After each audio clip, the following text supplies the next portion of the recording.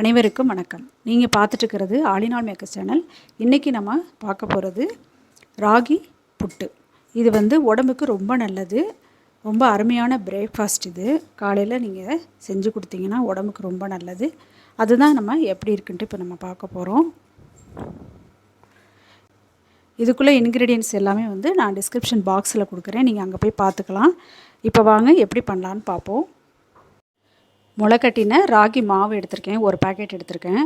அதில் தான் நம்ம இப்போது ராகி புட்டு எப்படி பண்ணுறதுன்னு நம்ம பார்க்க போகிறோம். ராகி மாவில் அயன், கால்சியம் எல்லாமே நல்லாயிருக்கு. மூளை வளர்ச்சிக்கு, அதே மாதிரி எலும்பு வளர்ச்சிக்கெல்லாம் இது ரொம்ப நல்லது. இது குழந்தைங்களுக்கு, பெரியவங்க எல்லாருமே சாப்பிட்டுக்கலாம். சுகர் பேஷண்ட்டு எல்லாருமே இது சாப்பிட்லாம், ரொம்ப நல்லது. இப்போது நமக்கு தேவையான அளவுக்கு ராகி மாவு எடுத்துகிட்டு அதை என்ன பண்ணியிருக்கேன்னா கொஞ்சம் கொஞ்சமாக தண்ணி தெளித்து கட்டி இல்லாமல் நான் பெசரி எடுத்து வச்சுருக்கேன். கட்டி இல்லாமல் நம்ம கொஞ்சம் கொஞ்சமாக தண்ணி தெளித்து பெசரணும். அதுதான் ரொம்ப இதில் முக்கியம். ரொம்ப தண்ணி ஜாஸ்தியானாலும் குழகுழப்பாக போயிடும். ரொம்ப தண்ணி கம்மியாக இருந்தாலும் சரியாக வேகாமல் இருக்கும். அதனால் இந்த மாதிரி பதத்தில் நம்ம தண்ணி தெளித்து பெசரி எடுத்துக்கணும், கட்டி இல்லாமல். இந்த இட்லி தட்டில் தான் இப்போ நான் ராகி ஃப்ளோரை போட்டு வேக வைக்க போகிறேன். இது மேலே ஒரு துணியை போட்டுக்கலாம். துணி போட்டுட்டேன். இப்போது இதில் நம்ம பெசரி வச்சுருக்கிற ராகி மாவை கொஞ்சம் கொஞ்சமாக அதில் போட்டு ஃபுல்லாக அப்படியே நிரவி விட்டுக்கணும்.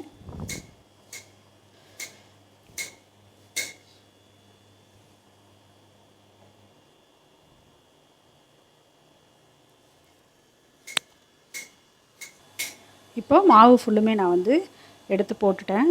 அடுத்தது இதை இட்லி பானையில் வச்சு வேக வச்சுக்கணும்.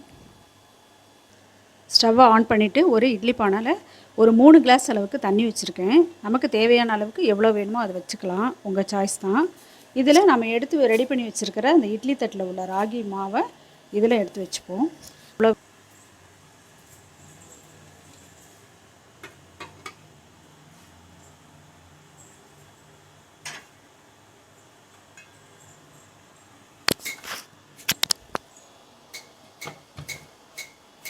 இப்போ மூடி போட்டு மூடியாச்சு. ஒரு 10 நிமிஷம் நல்லா வேகட்டும். இது வேகிறதுக்குள்ளே நம்ம என்ன பண்ணணும் அப்படின்னா, ஏலக்காய் 2 எடுத்து பொடி பண்ணிக்கணும்.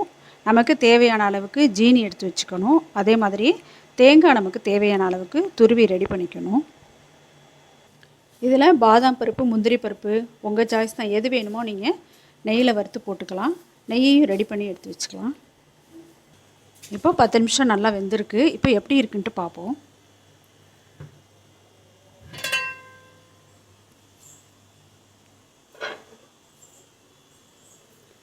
லைட்டாக ஒரு கையில் தண்ணி நம்ம டிப் பண்ணிவிட்டு தொட்டு பார்த்தோம்னா நமக்கு இதில் ஒட்டவே ஒட்டாது கையில். அந்த மாதிரி பதம் இருக்கும்போது நாம் இப்போ எடுத்துக்கணும். இதை எடுத்து ஒரு பேசினில் மாற்றிக்கலாம். இப்போ ராகி மாவை இந்த பேசினில் நான் மாற்றிட்டேன். இப்போ இதில் தேவையான அளவுக்கு சூடாக இருக்கிறனால தேவையான அளவுக்கு இதில் ஜீனியை போட்டு மிக்ஸ் பண்ணிக்கணும். சூடாக இருக்கும்போதே மிக்ஸ் பண்ணால் தான் அது ஒன்றா சேர்ந்தாப்பில் இருக்கும். ஜீனி போட்டாச்சு. அடுத்தது பொடி பண்ணி வச்சுருக்கிற ஏலக்காய் பவுடர். நெக்ஸ்ட்டு துருவி வச்சுருக்கிற தேங்காய் திருவல். அது தேவையான அளவுக்கு நம்ம போட்டுக்கணும். போட்டுட்டு நெய் சேர்த்துட்டு இப்போ நல்லா பெசரிக்கணும்.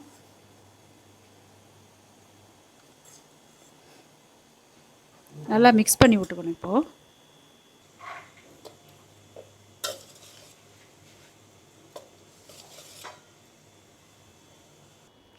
நல்லா மிக்ஸ் பண்ணிட்டேன். அடுத்தது முந்திரி பருப்பு இல்லைனா பாதாம் பருப்பு போட்டுக்கணும். முந்திரி பருப்பு போடணுன்னா நெய்யில் நல்லா பொன்னிறமாக வறுத்துட்டு போட்டுக்கலாம். நான் பாதாம் பருப்பு போடுறேன். போட்டுட்டு இதை நல்லா மிக்ஸ் பண்ணிக்கலாம். பாதாம் பருப்பை நம்ம நெய்யில் வறுக்கணும்னு தேவையில்லை, சும்மாவே போட்டு மிக்ஸ் பண்ணிக்கலாம். உங்கள் சாய்ஸ் தான். எந்த பருப்பு வேணுமோ நீங்கள் போட்டு மிக்ஸ் பண்ணிக்கலாம். இப்போ அருமையான ராகி புட்டு ரெடியாக இருக்குது. இதில் அயன், கால்சியம் எல்லாமே இருக்கிறதுனால உடம்புக்கு ரொம்ப நல்லது. இதே மாதிரியே நீங்களும் ட்ரை பண்ணி பாருங்கள். எப்படி இருக்குன்ட்டு கமெண்ட் பாக்ஸில் போய்ட்டு உங்களோட ஒப்பீனியனை என்கிட்ட சொல்லுங்கள். ஆலினால் மேக்கர்ஸ் சேனலுக்கு லைக் பண்ணுங்கள், ஷேர் பண்ணுங்கள், சப்ஸ்கிரைப் பண்ணுங்கள். தேங்க்யூ டு உங்களோட